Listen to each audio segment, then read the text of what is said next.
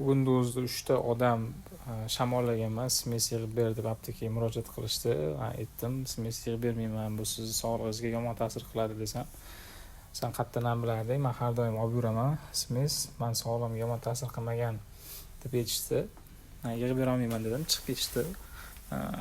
Aptekachi san meni ham bilarding, hali yosh bo'lasan deb aytishdi. Lekin smes tarkibiga nimalar kiradi?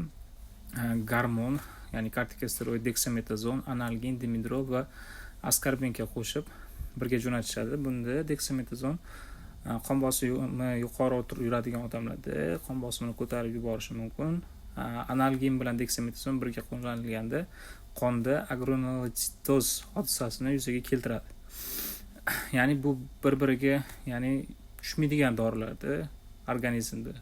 O'shaning uchun dorilar qabul qilishda ehtiyot bo'lishingizni so'rab qolardim.